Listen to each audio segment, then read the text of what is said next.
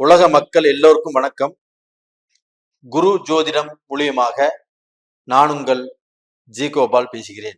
இன்னைக்கு நம்ம பேசக்கூடிய பலன் என்னன்னா ஆகஸ்ட் மாத பலன்கள்.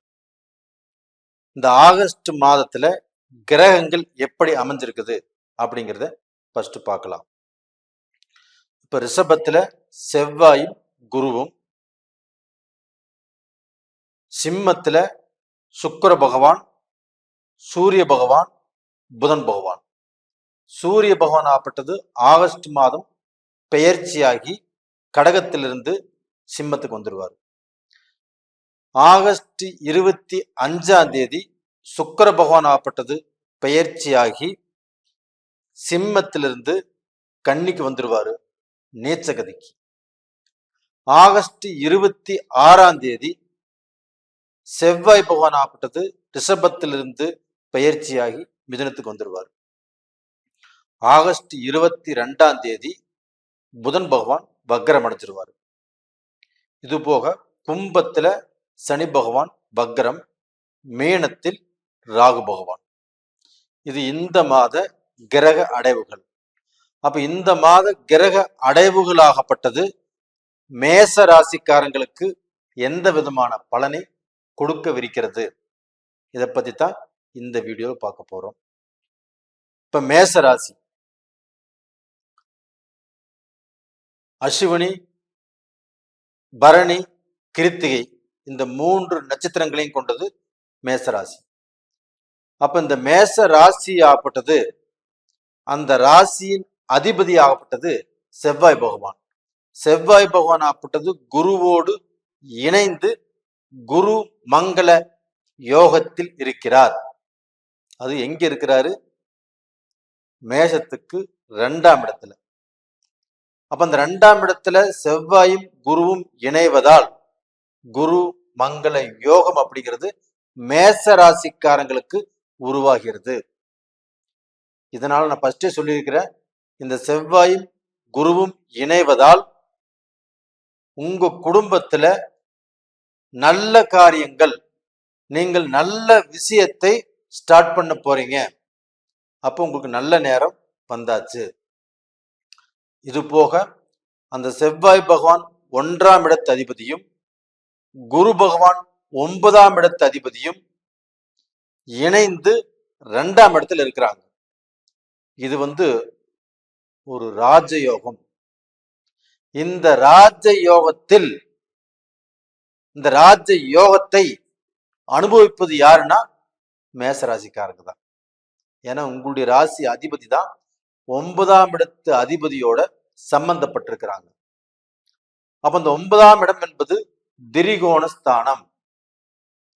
அப்ப அந்த திரிகோண ஸ்தானாதிபதி 1ஆம் இடத்து அதிபதியோடு இணைவது அப்படிங்கிறது ராஜயோகம். அப்ப இந்த யோகத்தினால நீங்க திட்டமிட்ட வாழ்க்கை, அதாவது இதற்கு முன்னாண்ட நீங்க திட்டமிட்டிருந்தாலும் நீங்கள் செயல்படுத்த முடியாமல் சில சோதனை வந்திருக்கும், சில தடைகள் வந்திருக்கும், சில குழப்பங்கள் உருவாயிருக்கும். இது இன்னைக்கு செய்யலாமா, நாளைக்கு செய்யலாமா இப்படிங்கிற பிரச்சனைகள் வந்திருக்கும். ஒரு சிலருக்கு எதுவுமே அமையல, தொழில் அமையல, குடும்பம் அமையல, வேலை அமையல, நான் எங்கேயாவது போயிடுறேன், எனக்கு எதுவுமே அமையல, நான் இந்த வாழ்க்கையை எப்படி நான் வாழ்வது, எனக்கே அசிங்கமாக இருக்கிறது அப்படின்னு சொல்லக்கூடியது ஒரு சிலர். ஒரு சிலர் ஆகப்பட்டது நல்ல செல்வாக்கா செல்வந்தரா கோடீஸ்வரனாக வாழ்ந்துட்டு இருந்துமே அந்த கோடிகளையும் அவங்களுடைய செல்வாக்கையும் இழக்கக்கூடிய சூழ்நிலை வந்திருக்கும். இதற்கு காரணங்கள் என்ன அப்படின்னா, உங்களுடைய ஜென்ம ஜாதகத்தில் நடக்கக்கூடிய தசா புத்திகளை நீங்க கவனிங்க. உங்களுடைய ஜாதகத்தை கொண்டு போய் இப்ப என்ன தசா புத்தி நடக்குது அப்படிங்கிறத பார்த்துக்கோங்க.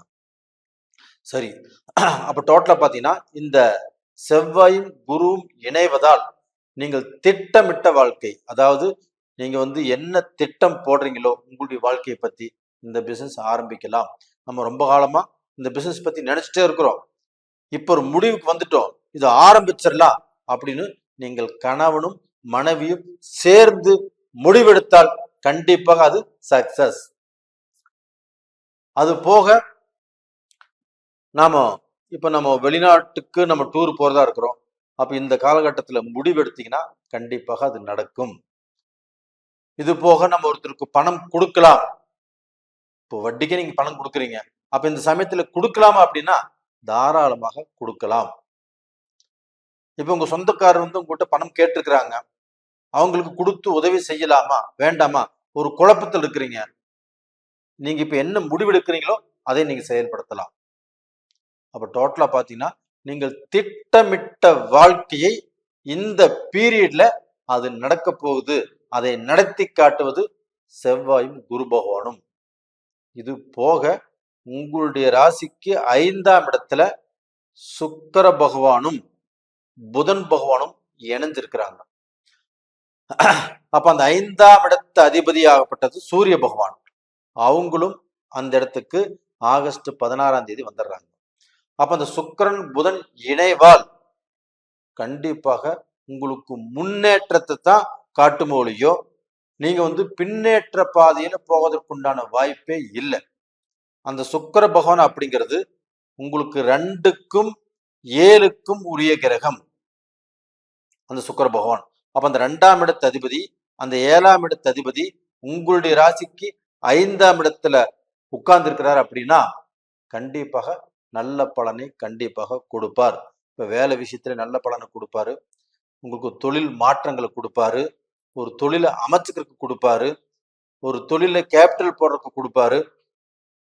அப்ப நம்ம ஒரு பிசினஸ் யுக்திகளை கையாளலாம்.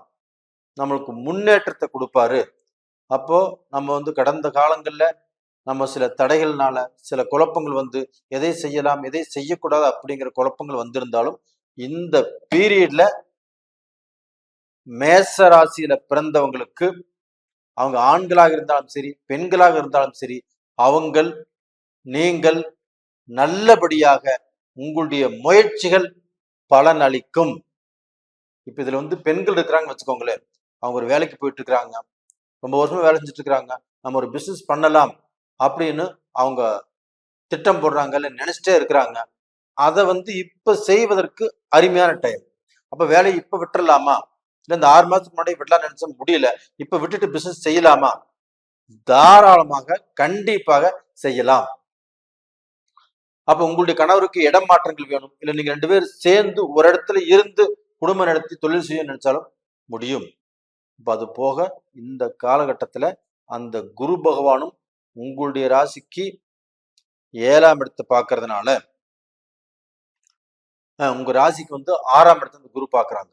அப்ப அந்த 6ஆம் இடத்தை குரு பார்ப்பதால் அந்த செவ்வாய் பகவானும் 3, 6, 7, 8 அந்த செவ்வாய் பகவானும் உங்களுடைய ராசிக்கு 8ஆம் இடத்தை பார்க்கறதுனாலையும் அந்த குரு பகவான் 7ஆம் பார்வையாக அந்த செவ்வாயும் குருவும் இணைந்து உங்களுடைய வீட்டை பார்க்கறாங்க விருச்சகத்தை.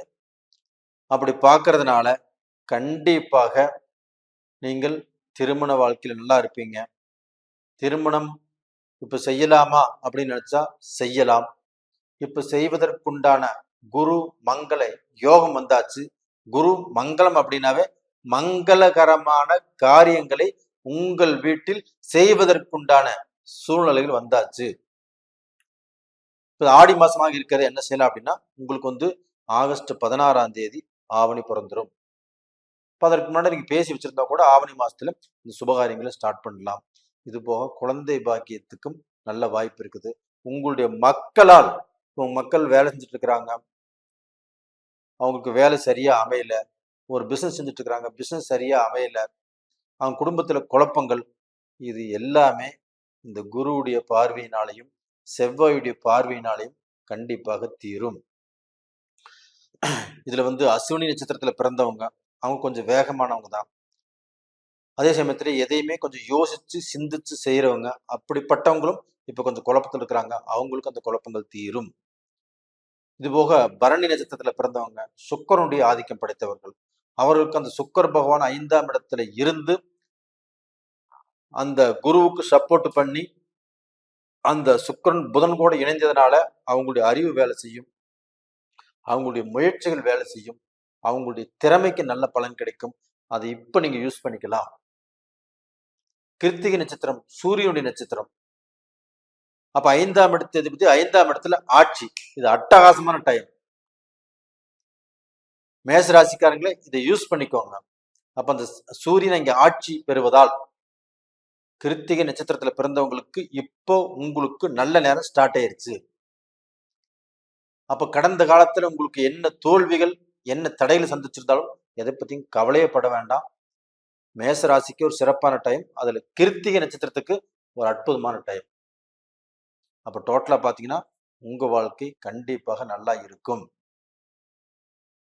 அப்ப இதுல சீனியர் சிட்டிசன்ஸ், அதாவது 60 வயசு 70 வயசு 80 வயசுல இருக்கிறவங்க, இப்ப இவங்களுக்கு பாத்தீங்கன்னா அவங்க மக்களுக்கு சொத்தை பிரித்து கொடுப்பதோ, அவங்க பூர்வீக சொத்துல ஏதாவது பிரச்சனை இருக்கு அதை கிளியர் பண்ணிக்கோ நினைக்கிறதோ, அவங்களுக்கு மனம் சந்தோஷப்படக்கூடிய அளவுக்கு சில நல்ல விதமான நிகழ்ச்சிகள் கண்டிப்பாக நடக்கும்.